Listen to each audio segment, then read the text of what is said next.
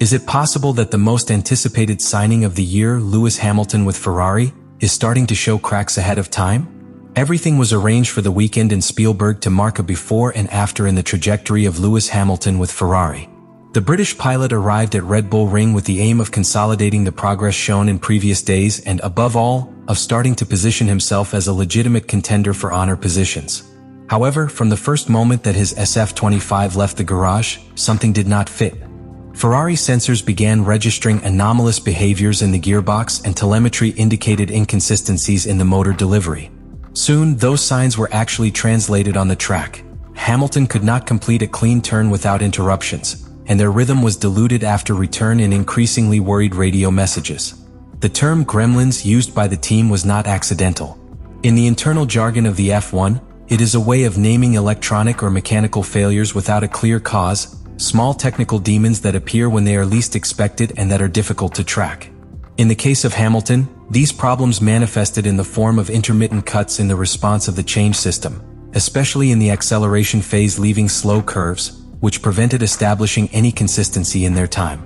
For a pilot like Lewis, who bases his style on the fine control of the car, each interruption was like hitting an invisible wall in the middle of the track. Throughout the session, Hamilton was forced to return to the box 5 times.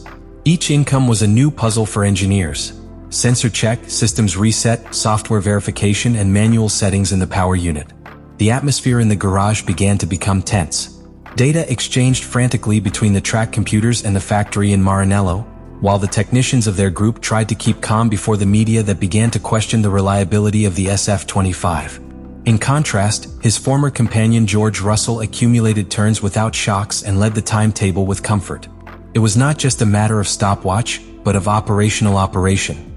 Hamilton completed 20 laps, while Russell closed the session with 34. That difference is not trivial.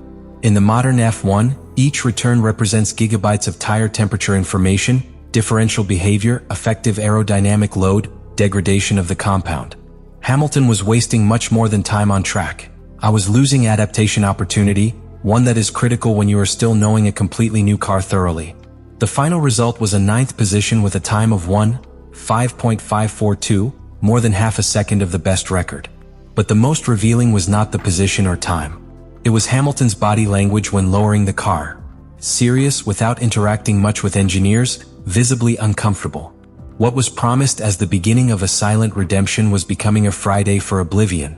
One of those days that not only frustrate but sow deeper doubts in the heart of the team and, above all, of the pilot. In a sport where every thousandth losing a session due to technical problems is not just a bad start, it is a threat to the full development of the weekend.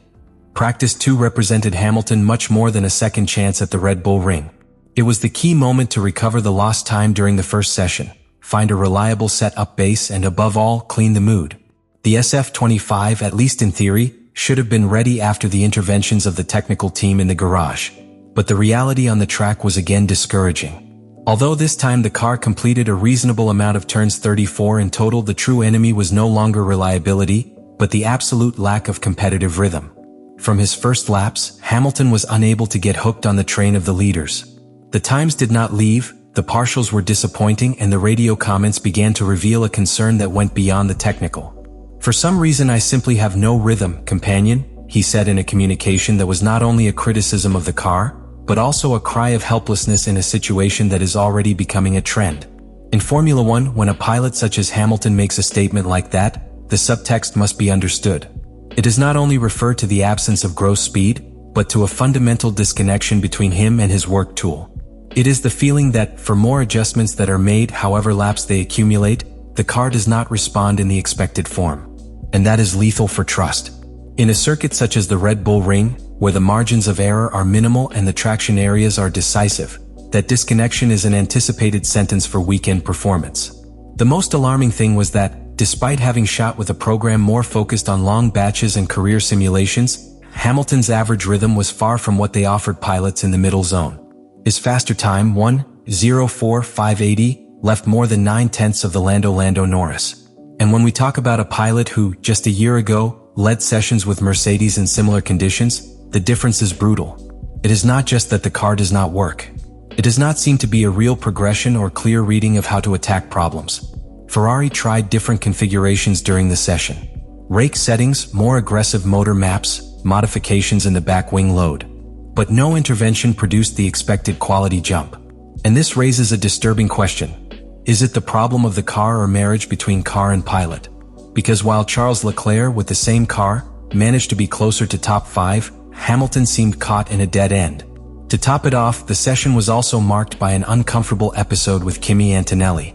In a maneuver that revealed a lack of synchronization and perhaps an excess of confidence in the mirrors, Hamilton obstructed the fast return of the young Italian pilot in the Curve 4. Although he immediately apologized by radio, explaining that he did not see Antonelli for a depression on the path, the incident did not go unnoticed. The commissioners investigated him under Article 37.5 of the regulation for unnecessary impediment, although they finally did not issue a sanction. But the damage was done. In an environment as competitive as F1, perception is everything, and this type of errors, although humans, erodes the sport's authority of any pilot. The final image of the day was revealing. Hamilton slowly returning to the box without talking too much with his engineer, with a hardened face, just lowering the visor when stopping. There was no emotional outbreak or protests allowed. Only a silent resignation, the one that appears when a pilot feels that he has done everything possible, but the car is still an irresolvable mystery. This second act was not a simple continuation of the technical problems of the first day. It was the confirmation of a greater concern. The idea that Ferrari, for now, does not know how to give Hamilton a car that can pilot naturally. And if that situation is prolonged, the consequences could be deep, not only for their aspirations to the title, but for the complete narrative of its passage through Maranello. When the stopwatch goes out at the end of the second free training, what remains is not just a timetable. What remains is a mental photograph of the state of each pilot and team, an image that influences not only on Saturday's development, but also in the emotional narrative of the whole season. In the case of Lewis Hamilton, that Friday lost in Austria was somewhat deeper than a bad work day. It was the crudest representation of the fracture between expectations and reality. It was the warning that the challenge of driving for Ferrari is, perhaps, more complicated than he or the team imagined.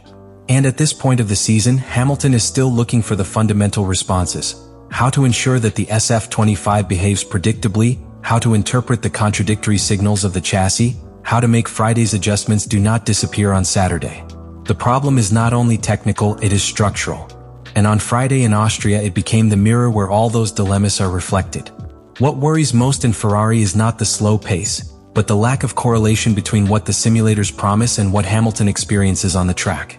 In theory, hardware simulation and tests in Maranello indicated that the Red Bull Ring should be a favorable track. Short straight lines, medium traction curves, a propitious land for the stability that was wanted to give SF25. However, none of that resulted in competitive advantage. On the contrary, the car was erratic in fast curves, aggressive in lateral load transitions, and with a rear train that never finished offering confidence. For Hamilton, this is even more frustrating because it has done its part. He changed his style, softened his paths, adapted his entries to Leclerc's style curve, he worked long hours in simulator. But the car does not respond. And this is where the real meaning of Friday emerges with all its crudeness. It is not simply that Hamilton did not have a good day, it is that Ferrari has failed to build a car that communicates well with one of the most sensitive drivers of the car in the history of this sport. Lewis does not need a perfect car, he needs a coherent one who does the same every time he applies the same input. What he had in Austria was the opposite, an unpredictable car, which changed his behavior back after return without apparent explanation. That type of cars are not only slow, they are dangerous for the pilot's moral. And that moral matters. Because even if they don't say it in front of the cameras, the teams measure the emotional energy of their pilots after each session. A demotivated Hamilton can have a domino effect on internal decision-making, from the aggressiveness of strategies to the approach to technical improvements. Lost Friday in Austria is not erased with a good classification. It becomes a scar that accompanies the rest of the weekend and perhaps beyond. It is a constant reminder that Ferrari, despite its progress in reliability, continues without solving the most complex puzzle of all: how to turn your car into a natural extension of the pilot that leads it. If something was clear on that Friday was this: Hamilton is not yet comfortable in Ferrari. And while that discomfort persists, any ambition to fight for victories, poles, or even podiums is subject to a huge question. The problem is not Lewis's talent. The problem is whether Ferrari has the method, patience, and resources to give it a car that works as he needs. Because in Formula One, A lost Friday can be the beginning of a season that, little by little, is escaping in the hands. After what lived in the Red Bull ring, a question is floating in the air, more uncomfortable than any mechanical and more complex failure than any career strategy. Is Ferrari really the environment where Lewis Hamilton can shine again? Or, even more disturbing, are we witnessing the first symptoms of a relationship that could end before fulfilling your promise? Because Austria was not just a bad Friday. It was a tangible sample that, no matter how much Hamilton tries, there is something in the SF25 that simply does not connect with him. It is the type of technical relationship that, when it does not work from the beginning, tends to become more complicated over time. And if that link is not built soon, if that synergy does not appear between the style of the pilot and the characteristics of the car, which began as a new era for Ferrari, can end up being a lost opportunity for both parties. What do you think is really failing in Ferrari? Is it a structural problem of car development? Leave it in the comments. I want to read you. Do you think Ferrari should redesign the technical approach to adapt to Hamilton? Or what is he who must reformulate his driving style to survive in Maranello?